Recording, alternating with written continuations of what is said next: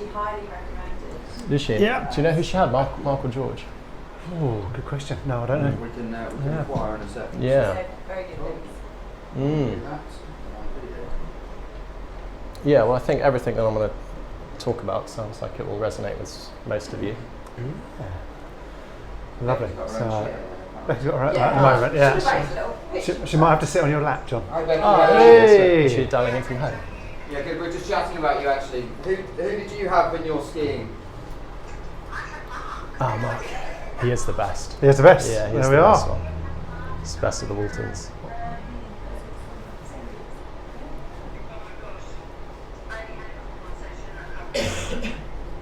Mark, yeah. He's Kids good. had Mark and she had And somebody she's someone else. Can't remember their name. I think she had F1 session with them. I remember her face, yeah. Hey. Nice. Kids, I love them. Yeah, they are. Mark, he is good. he's one of the men for the future. All right, so again, thank you very much for coming, and thank you for Dave for giving up his time as well. We've spoken many times before, Dave and I. So we did a presentation at his old premises in Guildford, where we worked with did a presentation with JP, who's a fitness instructor who likes to think a lot about skiing. So we did ski mechanics, we did ski fitness, and we did ski injury and movement, and how it all dovetails together. We always say that we want to do more and more and more. So this is the first of many more interactions, hopefully. Oh. And away we go. Yeah, So, thanks for having me, guys. It's a good topic, I think, given the current weather. Hopefully it'll cool you all down. But I put together a few slides which will be useful because it is quite a complicated nature, the whole biomechanics of skiing. So hopefully by the end of this brief chat, I'll tell you a little bit about the evolution of skiing. There are some interesting facts in there, it's not completely dull. We'll talk about what we call our building blocks to great skiing. So we call these the fundamental elements. So if you're able to take on these, I guess, ingredients that I'll explain, you will have knowledge of how to ski. So this is like the meaty part of the presentation, and then we'll talk about some common faults, things that we see like recreational skiers do all the time that we'd rather them not do, and then some rough solutions how to fix it. And then lastly, I've just put together some ideas about pre-ski trip training, so things that your clients that you're treating before they go away, things that they could do that would make us go, oh, thank God they've done that before they've arrived on slope, because it just makes way more use of our time and their time. And then lastly, the end here is probably over to you, like what happens at the rehab point when they get broken, how do you repair them? That'll be useful for us to know as well. And I just put some thoughts around that too. So we'll get into this first bit, where did skiing start? I'll keep this really brief because it can. You'll see that it's quite international. So it started actually in the Middle Ages with a tribe called the Sami tribe, and they used it it was logistics really to get from A to B, but they had like 2 meter long wooden planks, and they used to attach like animal hair to the underside of it so they could grip and walk and move around. So they were going back a long way. As we passed through in towards sort of 18th century, this is where the Norwegians got hold of it. The crux of it was really the military.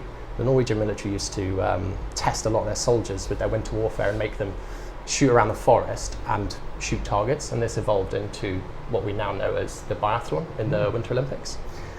So that's really where it started to get quite big. Not until we get into the 19th century where we had the first technique that was evolved. It was a parallel turn by an Austrian guy in 1928, and he taught the parallel turn for the first time. This then blew up around the world. He got invited to go and teach a mass lesson in Japan on Mount Fuji for the first time. So this was the first sort of technique coming into fruition.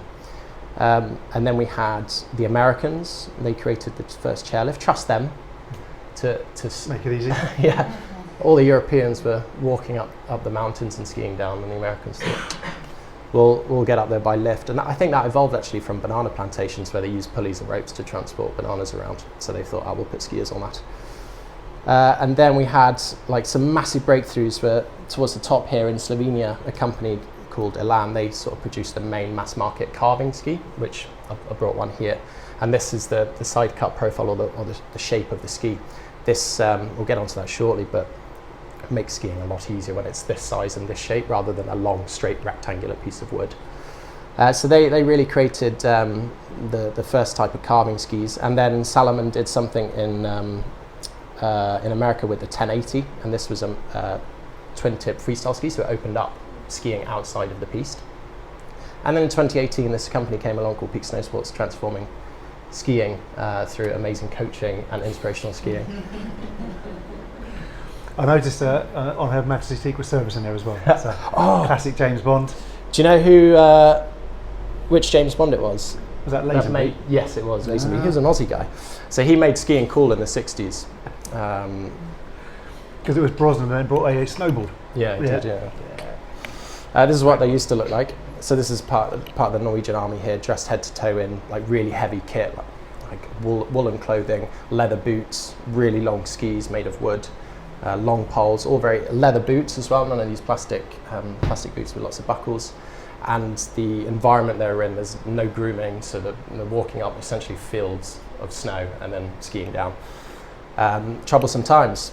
And then these guys, all this fancy kit, like jackets that are made of triple layer Gore-Tex. You can ski in lots of different conditions, obviously head protection, eyewear, amazing equipment that essentially does the job for you if you put it in the right place at the right time. It's not as easy as that, but equipment advancements have made I guess the skiing become a sport versus just using it for logistics and transportation. So now it's a huge recreational sport around the world and international events.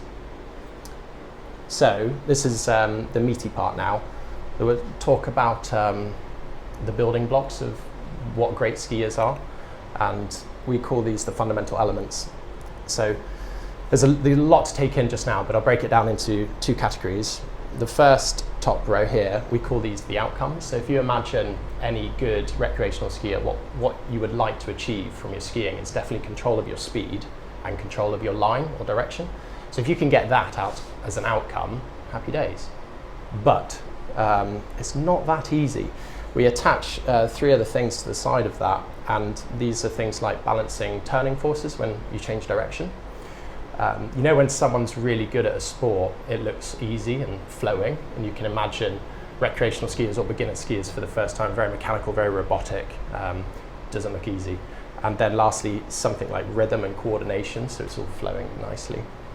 But to get those outcomes, so in order to control your speed, your rate of descent, your direction, there's a list of ingredients that you need. And these are movement patterns or skill sets that the skiers need to A, understand from someone like me, and B, be able to do it, and then select them at the right time, in the right order, and the right amount. So these ingredients are broken into body management and steering. So within body management, we have posture, movements, and balance. So if you think of ski posture, any athletic sport, you need to move in omnidirection. It's the same in skiing. But we have some big changes like equipment. So when people are in ski boots, there's already an angle created at your lowest point of lever. So higher up the skeleton, you need to account for that and adjust for it. So something we always talk about is the angle from your ankle to your knee and your hip to your shoulder being equal. So then we can have a full range of movement. Whereas what we see a lot of, common faults will be coming later, but this hip joint will be really open, and everything then above their hips just drops back to the heel piece. And then they end up using the bottom third of the ski, and they don't use the full characteristic of the ski length. So ski posture really originating from having the evolution in ski boots. You have to counteract the balance through the rest of the skeleton. So we have things like making sure your stance width is hip width apart as your home base, but that might go wider if they're skiing faster or narrower if they're skiing bumps or off-piste. Ski joints, ankle, knees and hips, they need to equally flex. And then we have like strong arm carriage, hands in front, and horizontal eye lines. It's like a checklist of good ski posture. And then we move on to movements, how the skier can move according to the snow or the terrain. So they need to move across all the planes of movement in skiing. And they need power as they move through the planes too. So up, down, left, right, forwards, back. And the body needs to move at different times across the planes. You might have what we call rotary separation, where in a short turn or bump skiing, legs might be pointing that way, upper body down the fall line, or in like a long turn, for example, we might separate the body at the waist, and we call this lateral separation, where the lower legs are tilting in to put the skis on the edge, and the upper body is tilting out to balance turning forces. And then if you get those two things right, you get good balance. And the difference between, again, like recreational skiers or beginners, their posture is usually not that great. They don't move enough, so then they lose balance quickly, and when they lose balance, they just fall over. Whereas if someone's got good posturing, moves well, when they lose balance, because they will inevitably at some point, the time in which it takes them from having lost balance to then regaining it is quick enough to keep them on their feet.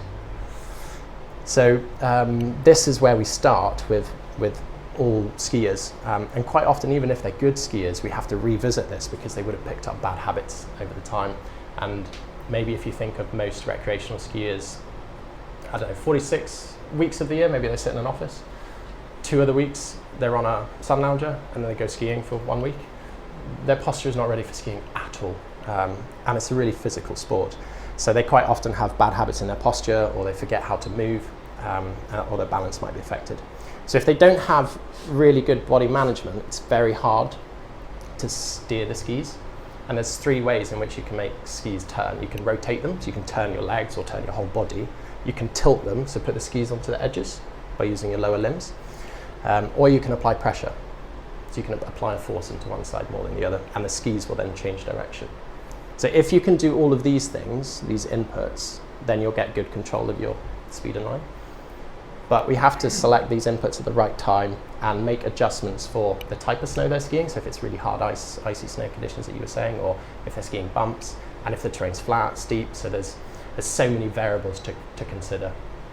So mapping it out like that might look fairly straightforward, and there's a good methodology behind it, but being able to action it, not so easy. Cool. Beauty. Common faults. Can't believe you caught me in that fact. Yeah. Recognise anyone? No, it's not anyone. So we got sort of split these up into a beginner, an intermediate, and an advanced skier. So at this stage, beginners. So if you've not been skiing before and you think you'd like to go skiing, this is what you may look like to begin with. But quite often that's not because you have, well, obviously you've got bad posture, but we look at why and what's going wrong and how to fix it. And quite often at this stage, it's your mind. You're scared of the speed. You'll have someone like me telling you how to do it, and you'll be like, no, that makes absolutely no logic. But the physics of a ski turn versus what you want to do are often quite different. So you'll find yourself, your brain will be telling your body to go in certain positions that protects yourself. A classic at intermediates is what we call lean and slide, where you'll be leaning into the slope because it's the closest place to fall. But then you've got nothing on your outside ski. There's no pressure or edge or steering inputs going on the ski that's going around the outside of the arc. So quite often at these lower stages, it's your mind, and you need a coach that understands the psychology of skiing and how to make analogies fit for adult learners that really want to do the opposite to what you're telling them. The kids are fine. You tell them anything, they'll be away. But I think that's always a big challenge. So a common fault that you might see in reality, when you dress it back a bit, it's just organising some movements in your mind first before you go and attempt it. But we see a lot of this leaning back towards the back of the ski. You've got the back of the boot to hold you upright, the back of the skis. But if you ask them to do those things in their trainers, they would just fall over.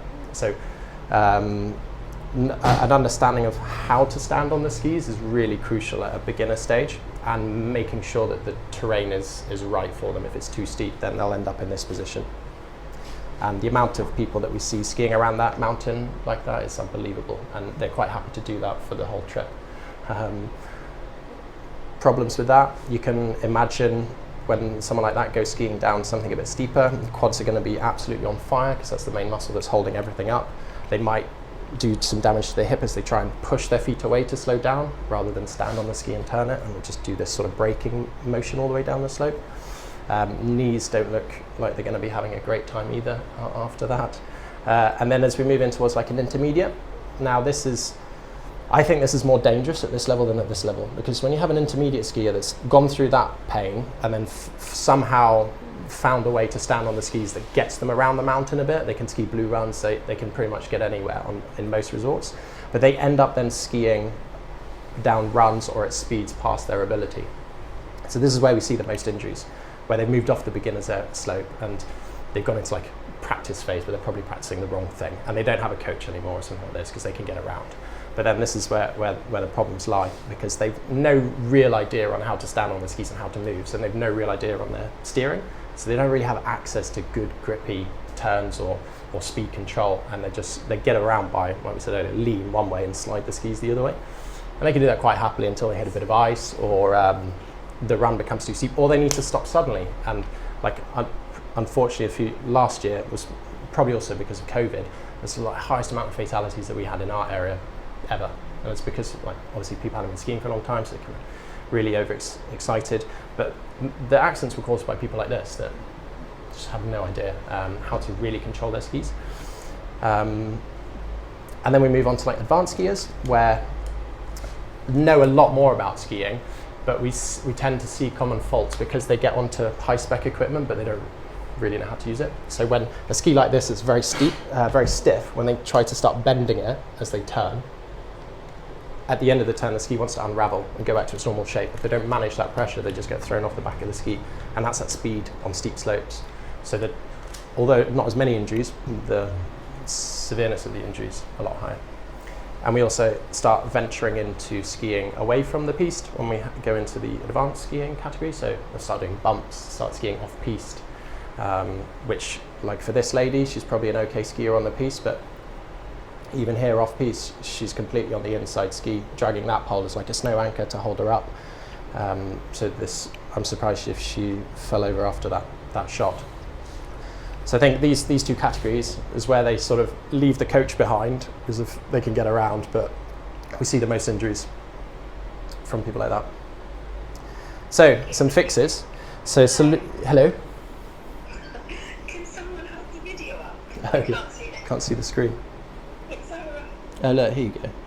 Oh, I'm sorry, you missed those photos. They were glorious photos. Look, there's a quick. That's what they look like. So some fixes, like solutions to these common faults. These probably, maybe they're things you could explain just when you're making small talk with the people you're treating. Maybe you could take on a bit of this. But we use a few models. This first one is called skill acquisition, where someone like me, and you'll be doing this in your treatments actually, you'll be making the person aware of what you're doing to them, and then at some point they need to, with that awareness, is probably more relevant to like a sport like skiing, they need to then go and practice the movement patterns or what they're trying to do over a period of time for it then to become like an automatic skill or an acquired skill. So you might know it as cognitive, associative or autonomous. We use awareness, practice and acquired. So we make sure that we know where the learners are in this series of stages and push them through it so they get to here. And then when they've completed that skill or that thing, they come back to the start with a new piece of information we give them. So sometimes we structure lessons like they'll have maybe a 3-hour lesson on Monday, nothing on Tuesday, something on the Wednesday. So the Tuesday, they're in this zone where they don't need me, go and practice, go and do this, this and this, and then come back to me. And then pay me when you need the new piece of information. You don't need to pay me when we say go around again. So we recognise Terrible business model. well, but honest. Right? So we use that model a lot so that people don't get bored and people are always evolving. And then we have this next model, which, as I referred to earlier with the beginner skiers, where actually it's not always their technique, it's their psychology.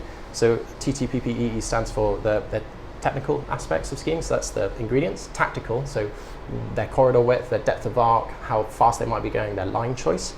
And then we have physical, which is where you guys come in. How do they move? What's their physicality like? Psychological thread is mostly down to us, and that's how we control the environment, how we set the tone of the lesson. History of the learner, like have they had an injury on the previous trip? Are they scared of this run? Are they nervous, anxious? Whatever it might be, we have to take that into account. And then the 2 E's are equipment and environment. So environment would be the snow conditions, the terrain. Equipment, what are they on? Most recreational skiers will be on like hired equipment, which is often pretty poor. And their boots, right? Their boots will be designed to fit thousands of feet, and their boots would have been in thousands of feet as well, whereas like our boots are designed to fit our feet, and you can have lots of work done to them, so they're really specific to you. So we have a slight equipment advantage there, but it's something we always have to consider.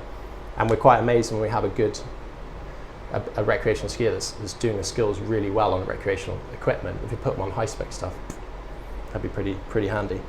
And then lastly we have this, well, not lastly, the TIDE, we call this the TIDE model. So this is where we set a task or a goal for a learner.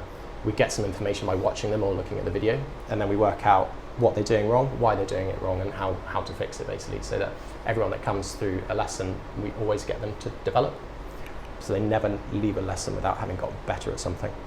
And then we have to communicate, not just verbally, but show them. So we've got to be able to demonstrate all those ingredients that I just mentioned and break them down.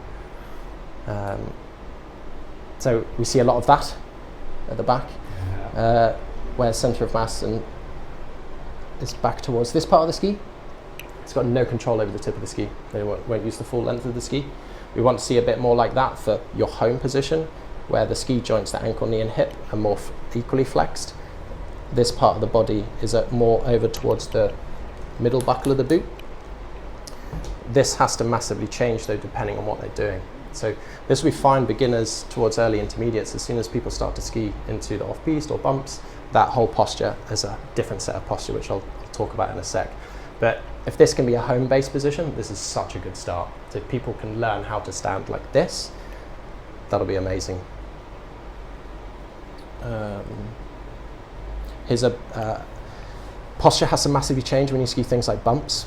So we talked about earlier the hip joint having to be really open so the legs can travel along a high range of movement.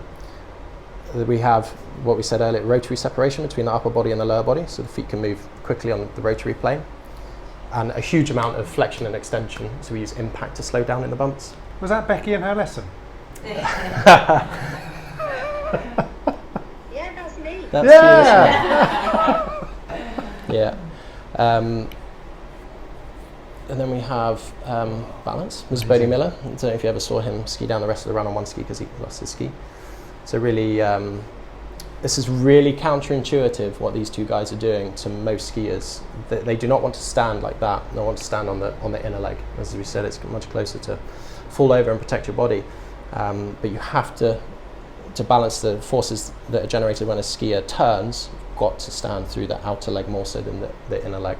You can see the shape of this ski starting to bend here. That's pressure that we spoke about. The ski's changing shape. That'll tighten the radius of the ski and make a shorter arc. And that's one way in which they can control speed. So I'll come on to some exercises later, but without good balance, you won't be able to access any of the steering inputs properly. And then steering, we have 3 ways to steer the skis that we said earlier. This is an example of steering using edge and pressure. So the ski is on quite a high edge angle, using the shape of the ski to make a turn. There's no rotary movements, there's no skidding here. But at this stage, the body has to be in a really strong position to deal with the turning forces that are coming back up the skier. So need to be what we call stacked, where like feet, knees, hips, shoulders, hands are all balanced like building blocks, or like the game Tetris. No, not Tetris, the Jenga, like a tower block. As soon as you take a block out and twist it and tilt it, you have a weakness. So we have to try and align our body as best we can to deal with the turning forces. So this is one way in which turning, and when recreational skiers master this is the sensation they come back for year after year when they properly learn how to carve for the first time. Like, that's what it feels like. So this is a big milestone in skiing. Cool, so if I was stood in front of a group of learners, and if there was like some things in which I wish they'd done before they arrived for the lesson, here's some of them. It's like this is pre-trip stuff that you could advise them to do, and that will really help us out in lessons and also make them have a much better time anyway. And I broke it down into like beginner, intermediate and advanced categories, so depending on who you might be seeing or speaking to. The first one, balance, so some really simple exercises, cleaning your teeth on one leg. And maybe 3 to 4 weeks before they go skiing, just tell them to do that. Balance on one leg and clean your teeth, and then alternate the legs. Do like one leg hops. This is who someone said about standing on the outside leg with the patient you were treating that did a shoulder in. So moving from right leg to left leg, but these are the opposite legs. So this is what a ski turn's like: right foot to go left and left foot to go right. If they get good at doing that, they'll start to become familiar with the type of movement pattern that we might do in skiing. And of course things like on the wobble board. But you'll be able to come up with loads of these exercises. Aerobic one's an interesting one because how many people spend their life at 2,000 meters? You know, we're at sea level on holiday, sea level when we work, and then they come to go to a resort where maybe resort level can be up to 2,000 meters, and then highest ski lifts in Europe will go up to 3,000 meters. And you're asking them then to do quite a physical sport. The stress of learning something new as an adult anyway, new strange environment, all of these things are going to play havoc on their aerobic fitness. So they can, like as a minimum, we're saying, do half your max heart rate for half an hour. If you're able to do that, then it's a start. And then just change the duration or intensity. Strength and conditioning, like really functional movements for us. If we can see people that can do like a good wall squat or like Turkish get-ups to stabilize the core, that will really help out all the type of movement patterns that it will just make our job so much easier. Things like planks and lunges and squats, right? Range of movement, a really common restriction for so many levels, not just beginners, is being able to turn the legs without turning the upper body. So we ask people, actually at a beginner stage, right, the first steering movement they make is a rotary movement to go into a snowplow. So they go from parallel to snowplow. So they're turning this joint. Whereas parallel skiing, same joint. But we have the guy skiing the bumps, when he was pole planting and finishing this position, turning the legs but not the upper body. So many people have such a low range that imagine the ski tips, being able to turn the ski tips across the slope enough. That's the difference between speed control and oh shit. So being able to have a good range of movement in the hip joint will be really useful. And then we have, of course, the vertical planes, a big range of movement. We've got our lateral planes. If you've got more intermediate or advanced people, then being able to try and get power through those planes because they'll be dealing with bigger turning forces. And then probably the most neglected category, stretching and flexibility, Pilates. It's so useful. All our instructors do that throughout the winter and in the build up to the winter too, but at least 15 minutes for the month before they go skiing of stretching a day would make a hell of a difference. How many people do we see that can't get up off the snow because they have no flexibility? They can't move, the range of movement isn't big enough to, I don't know, absorb a bump or something. So they would be amazing to see people do that. So what happens post-trip? I'm presuming someone's been injured here. So the first people they come and see will be people that can help them get back to full strength. So people like you, where you understand the injury, you understand their ability in the sport or what they were trying to do.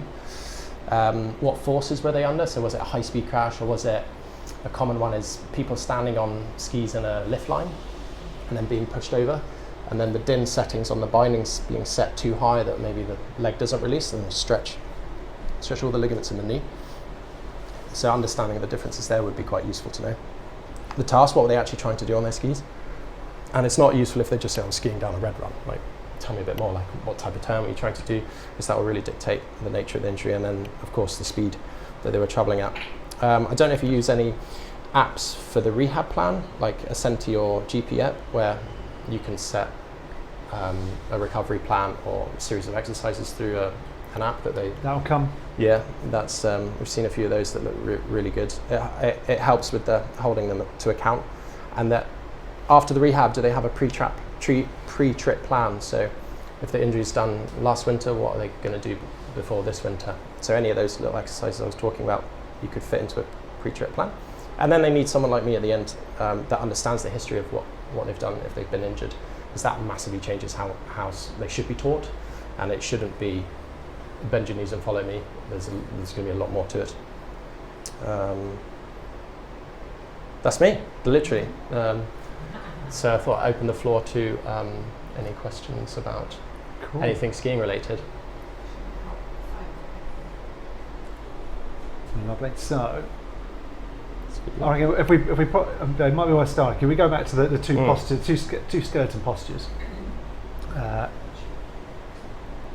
This one. Yeah, perfect. So, I guess from physio perspective, or certainly people I've seen historically, the simplicity of if you've got skiers who want to load, if they're going to see a personal trainer and they do a personal trainer's squat and they sit their butt backwards, that's not the ideal movement of what they want to do when they're skiing. So it just leads to simple thought process around what does a skier's squat look like? And a skier's squat looks like pushing into the front of a ski boot, versus a personal trainer's squat looks like sitting back onto a chair. Yeah. And unless they're going to go high level powder skiing and want to sit towards the back of their skis, the first one's a much more appropriate thing to do. Yeah. So Will you do a skier's squat? Yeah. Or a one-footed one. Let's do those. Strong. I'd prefer to like lunges. I would just do like a good skiing posture like that. Yeah. So look at it side on, or a bit like Harry Potter's scar on his forehead, my side profile. Yeah. So But so what's a PT squat that they do? So PT squat comes backwards. No, yeah. so it's not even. Even more. It comes back there. Yeah. Because oh look, here's my glutes working. Right. Yeah. So, and there's a space for it in the fact that if you want someone to learn how to sit down and come back up against guys. Yeah. But the line of force. Yeah, you want to visualize putting the whole. We shin talk weight through about that boot. through this buckle in particular, whereas most learners will put it through this buckle, not buckle, this part of the boot. So then maybe that's where towards your PT squat goes. Yeah. But for us, it's got to go here. So imagine this part of my hip going down towards this part of my boot. Yeah. I mean, the biggest part. So having been lucky enough to ski in February, the biggest part of it, of course, is that you get into that first posture and your head is leaning down a hill, which is totally counterintuitive to what your body wants to do. Your body's like, hang on a minute, I'm leaning down a slope. Yeah. Which everything in your body wants to go, I want to lean up the slope. So it's good to know where the body should be, and the fact that there's going to be a challenge when someone gets onto the slope. That you can do that as many times as you want in clinic, but you need a Dave to go, this is all right. This is having okay. something tangible, like try to keep your chin above your toes or your shoulders. Like you could get really graphic. Imagine I've stitched fishing wire into this part of your shoulder, this part of your kneecap, and wrapped it around your toe. Yeah. But I've not been neat and tidy about the stitching. So as soon as you move out, it's going to rip your skin off your body. So then, as soon as they start to move out of that position, start making tearing noises. Because it's not like that's the posture, but then because their quads have to be stronger than general Joe Blogs that sat in front of the desk, they do, like a squat is a strengthening quads, and so they do like wall slide squats. But that's not a skiing posture. I don't know why I'm standing up, but it's because I'm climbing on myself. Does that make sense? So a squat is most men that say want to go skiing are like sat at the desk all day, and they've got not much quad strength. Now they need, although you don't want that posture, they still need quad strength. They need strength in the whole body. Really. They need core, so it's a difficult one because that's perfect, but they still, historically, like squats are definitely a part of skiing. Yeah, but and like you're saying, if it's done correctly, it is. So I'd probably, for most people, replace squats with that one-legged hop. Go from here to here. So they have to be in an active posture rather than, or squats feature a little bit lower down, partly because people do them wrong. So lunges are probably a bit safer, or even like Turkish get-ups with a water bottle or their phone or something, and start from the ground and then push up and you get the whole body going. But I'd steer, depending on who's teaching them squats, for that reason. I think it's because if you break this right down to where we to effectively like pre-ski trip and what you're looking at, ideal postures, etc. So the conversations we've had before are, if you have got a restriction, we know a pattern of restriction. You've had a poor shoulder position, which then means you've got a poor pelvic position, which means that you do have a natural want to turn one leg out versus in. So mechanically, your brain sits and you sit all the time with one leg turned out. So you get onto a ski, and it's like, why can't I turn that way? And as you say, what you have to be able to do is have that movement of both hips symmetrically moving one way or the other. Symmetry sport. So when we're looking at it, and it's the nuggets of information that we take away with clients, when you get someone, you turn their leg in and one leg doesn't turn, the other one does. And you can literally go, wow, if you ski, I bet you find it hard to turn. Right.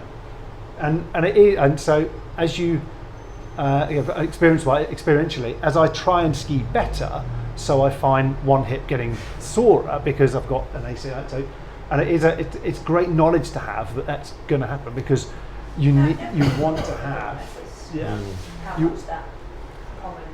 that pre-trip training is going to have to be doubled down on that weaker side. Massively.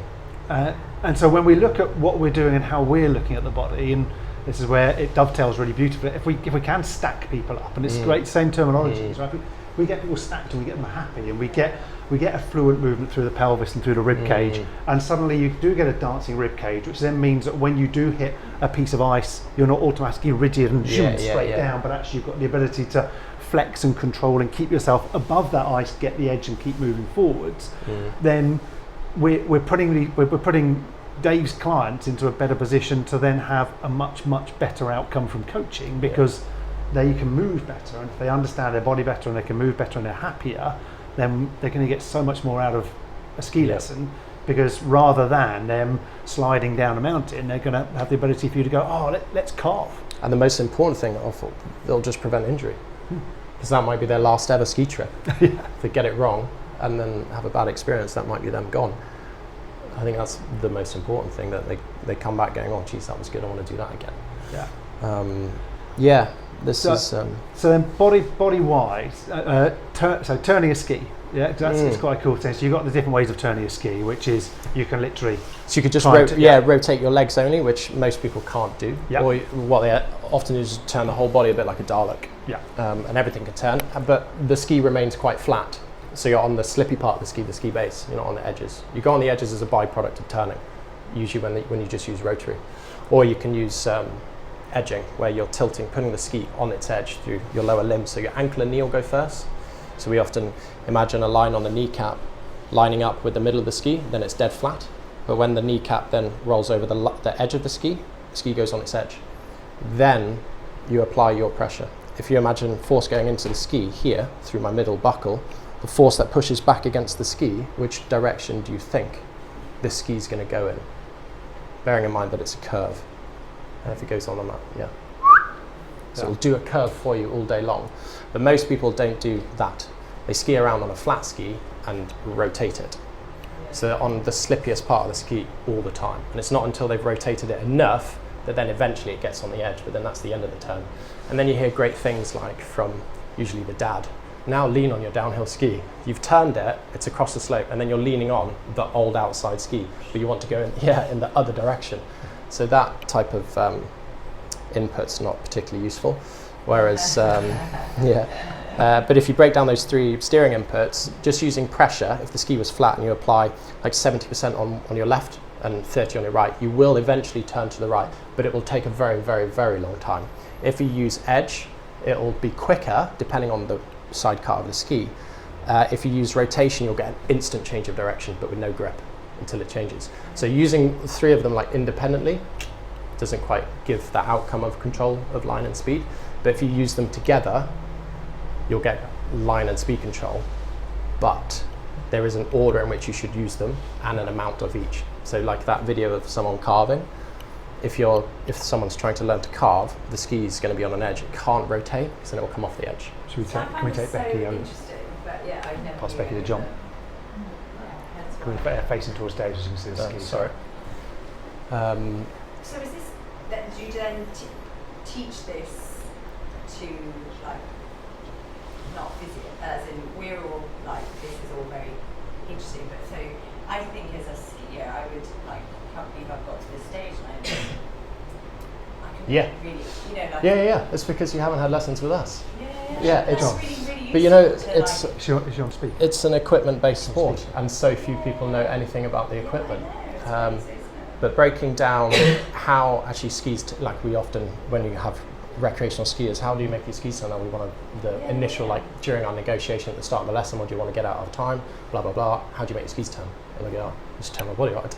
Turn my shoulders. That's super. How does that work for you? And then we go into, well, this is the way in which you can make skis turn, and we can maybe break each one down. But it starts very much at the beginner level, where you go from parallel to snowplow, you turn the ski and it tilts onto an edge, and the edge grips against the snow. Where were we going with that? Yeah, so but again, if we look at, so it becomes the shape of the ski. So this was the advent of carving skis, which I think happened just about when I did my season 20 years ago. So because then, as you start to push into the edge of the ski, the edge bites, the ski is curved, and therefore you start to turn. And so again, when you then take the body above that, even though you've got a fixed boot, if you've got a foot that goes into the C-shaped position of the foot. So if we've got a shorter medial arch, so when you stand on it, Helena foot, so the foot gets pulled into a position where it's more of a C shape. So you're effectively getting the first met is coming is plantar flexed and adducted. You get the bunion shape starting to form. Then if you want to get pressure through the inside edge of that ski, it's harder to do so, and that's where mechanically or body wise you would go, well, I I can't use my foot pressure on the ski to try and do that. In which case, what I'm going to have to do is send my whole body to get that foot pressure, and that's where you get. Which way do you send your whole body? People send it inwards of the turn. It needs to go outwards. So that's where, when you look at the mechanics, and again, explanations to people within skiing, is the fact that if you do have, even though your foot's in a boot, yes, your foot is in a boot, but you still got to try it nice. You've still got to have your foot in a controlled and rotational position within the boots, because you still want to be able to use the foot mechanics to move the ski. You should recommend the best piece of equipment that any recreational skier could get is some footbeds. And they can take them on the plane in hand luggage and put them into the rental boots, just whip out the old ones. If they don't want to shell out for a whole boot, then get some of these that is specific to their foot. Yeah. Will massively help things like you were just describing. Yeah. So they should stand eventually completely flat. I've got quite a high arch on my left but not on my right, so making them fit. So then they're on a really balanced platform. Horse riders, oh my word. Yeah. When they come and have ski lessons and they have this huge, like they're riding a horse. How do we fix that? Because then lower down, their feet are already on an edge. The skis are already on an edge because the feet are tilted in. So €1 below. Don't do this. Yeah. But like a euro coin below here to do that to the feet. So maybe if you do find some physiological challenges that people have, then this is essential to counteract. One leg longer than the other, perhaps they can get wedges to put into their rental skis as well. So this, and again, this comes back to the talk we had previously, where if you have a skier who comes in, they come in right now and they say, I've got an injury, I want to go skiing, right? So we've got Helena who comes in, who's just booked to Morzine, fantastic. Yeah. So if Helena wants to get the most out of her ski trip to Morzine, then the best thing we can do for Helena is to say, can we get your mechanics better and better and better? And can you learn to control those mechanics? At the same time, if you can't, can we prop those mechanics up, right? Can we give you a helping hand? Because otherwise you're going to get there and you're going to go, look at my funny foot. Let's go. Yeah, I mean, it could be a product that you could sell even, in fact, so like how to get ski ready. Let's do a ski analysis. You could do how much, we often do this if we have people for a full season program or like training instructors, and we'll look at the range of movement that they've got at the start of the season. And then, so it might do things against the wall and look how far they can turn their feet left and right, or what range of movement do they have on the ball and socket joint, or how much can they flex and extend their legs. So you could do analysis like that with someone at the start of a 3 or 4 block session. I don't know what the period of time would be right for you, but to understand, okay, what restrictions have you got in your mobility or movement patterns? Are you going to be aerobically fit enough to do it?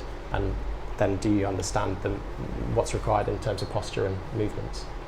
Yeah, because when you break it down into that movement and training element, to clear up, so you need the strength, right? You could wall sit for 2 minutes a day and just encourage quads to work. Yeah. But as we all know, in the way that we want people to move, we want people stacked, we want people controlled. If we don't know how to, if people don't know they're standing in this position here, it does make it difficult for them. When they go on a ski slope, they're like, why can't I turn to the right? Yeah. Well, you're so used to going left that actually they have to very quickly learn how to dissociate the movement of the upper body against the lower body. So from a body mechanics perspective, knowing how a ski turns and knowing what a good postural position looks and feels like is a positive for us guys, because when you know how a ski, and when you think about a ski turning, when you think about there is an element of pressure onto the edge and you want to catch the edge, otherwise there's a turning of the foot and there's a turning of the hip joint. With that ability to control, to turn without doing some kind of compensatory movement at the top. Here's one that you should know. It's quite easy to get hold of this, is breaking up a turn into 3 stages. So we call it the build, work and release phase. So you imagine a C shape, that's ultimately what we'd be looking for, and it might squidge up that way or that way. But most skiers will be doing zigzag shapes because they'll be leaning and sliding down the slope.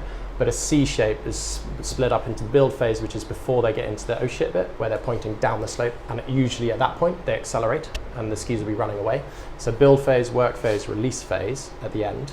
Most skiers will be still trying to work the ski in the release phase because they've done nothing above. So I work the ski the hardest in the release. Yeah, at the end when you should be letting go, it's release, let go of everything. So the build phase is all about setting up the equipment for the turn. So that's standing on the outer ski, creating a platform, get balanced, then using your steering, whether it be rotary inputs or pressure or edge inputs. And as you come into the work phase, the middle of the fall line, this is where you'll be at either maximum edge angle and the biggest forces are acting against you as a skier.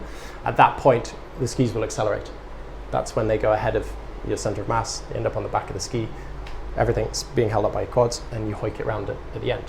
At that point, what's really scary for people is to move with the ski and to remain perpendicular to the slope. So at the build phase, the slope is flat because it's across.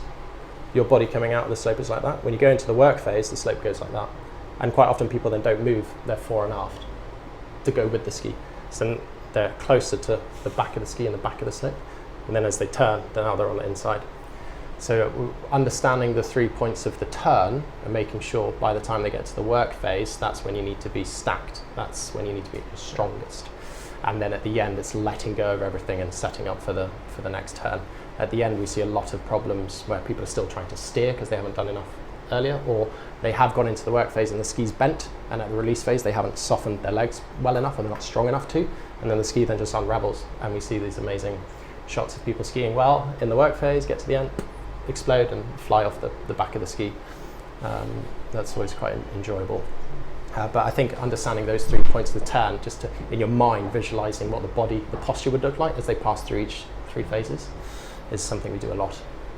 Yeah, it's really interesting. I probably haven't really thought about the whole body for ski ready. But just like people, like, I don't know, you know. And that's basically the answer to everything. I know you turn around and went to the park.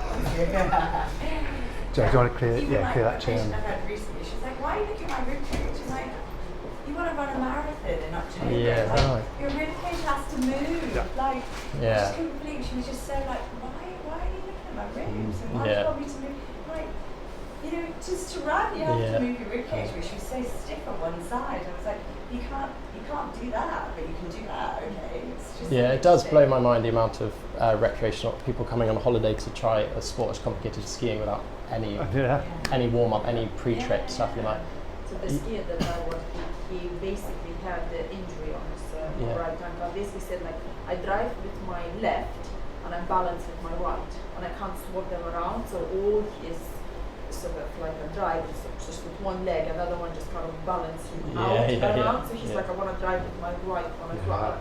So we worked. I've seen him like twice a month for like 9 months. And he was like absolutely amazing. But we worked on a single leg, sort of like a running man, and sort of split lunges.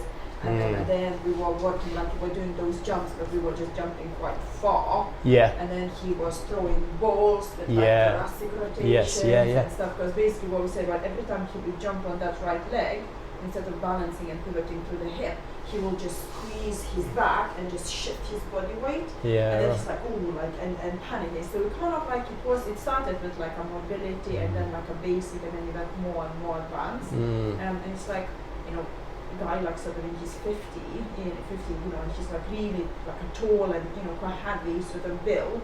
And he was just like, I had the best time ever on a slopes after putting all that work.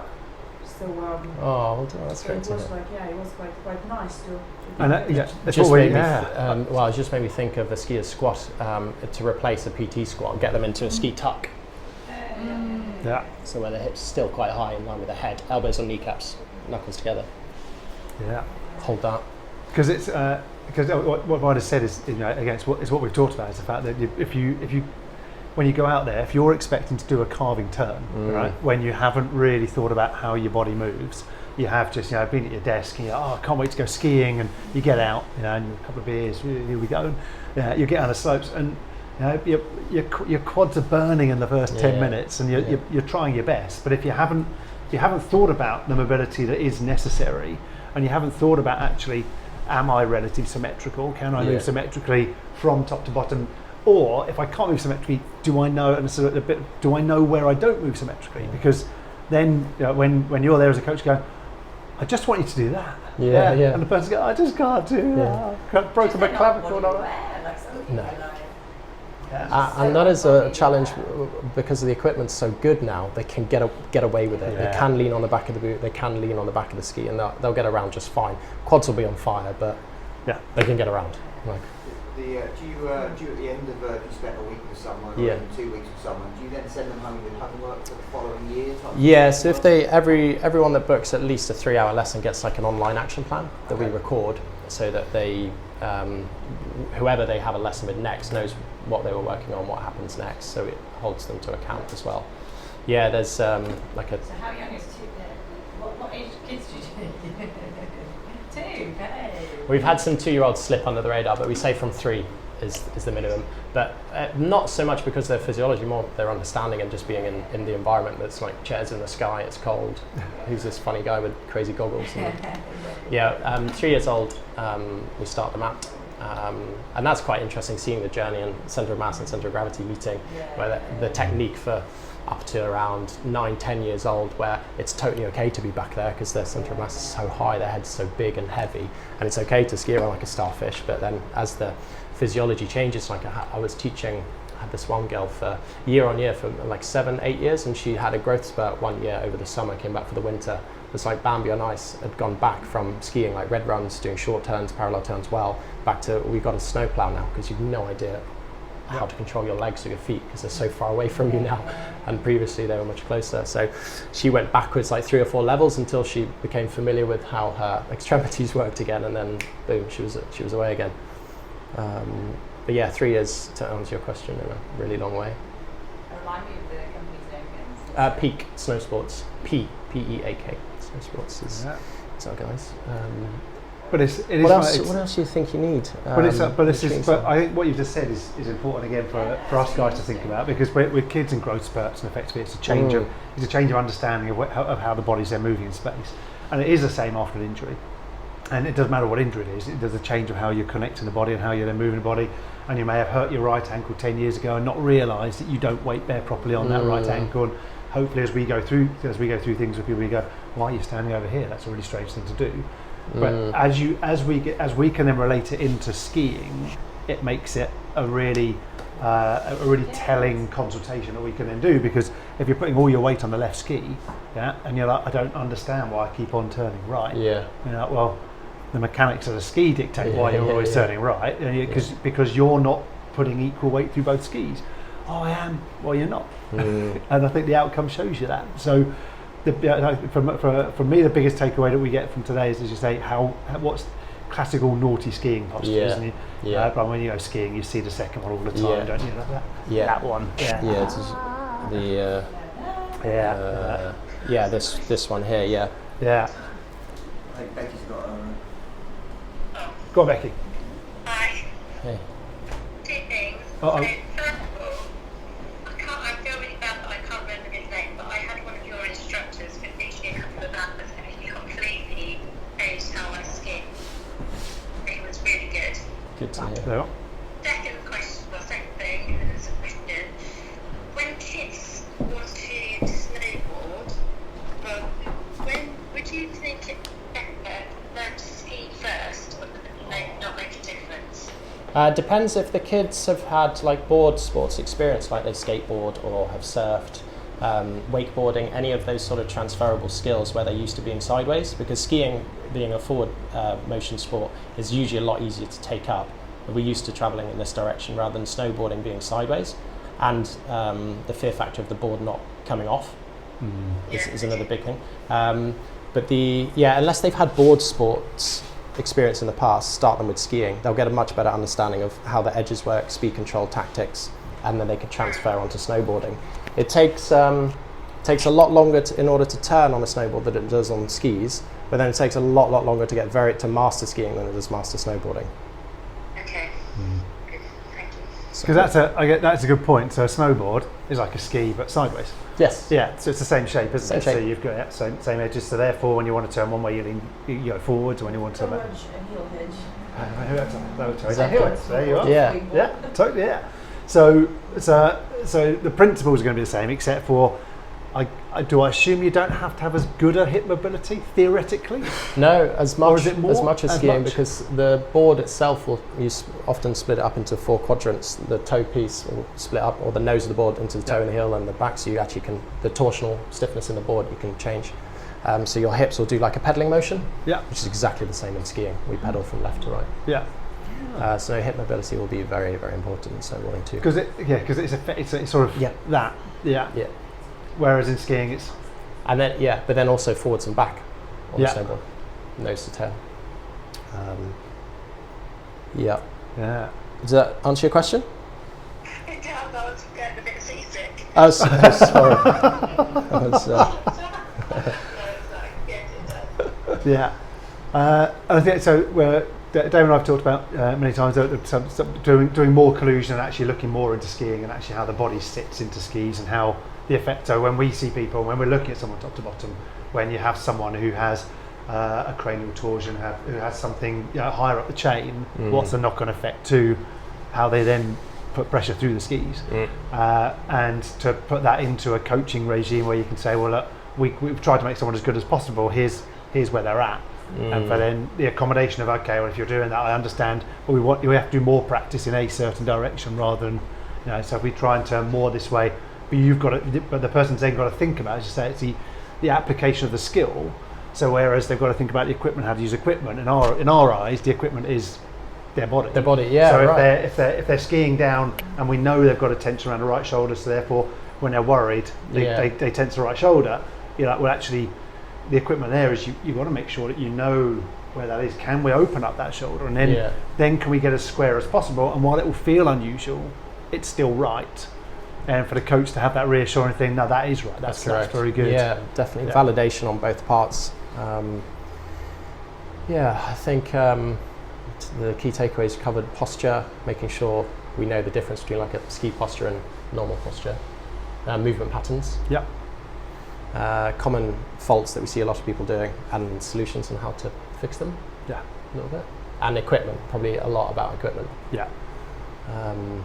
I think that's certainly a big value for us is equipment and knowing how to turn, because actually as we're now getting more clarity about knowing how to turn, whether we ski or not, kind of doesn't matter. If you know that those are the movements you need to be able to do, then when you do see people with a fault of the fact that they have a right hip that just doesn't want to turn inwards, you're like, well, unless we get that turning inwards, you're going to have a tough time with the slopes. Yeah, it's not you can't do it. No. You'll just work around it, and you'll even slide rather than carve and make a beautiful C-shaped turn. Exactly. Yeah, we've got it. Cool. Any other questions, man? Any more for any more? Any more for any more? There we go. Lovely. You're going to hang around and have a beer afterwards? Yes, very much so. Sarah's going to pick your brains. We're quite good at that. We're going to go through the whole thing again now. Yeah. That's all right. Yeah. Lovely. Do you think we should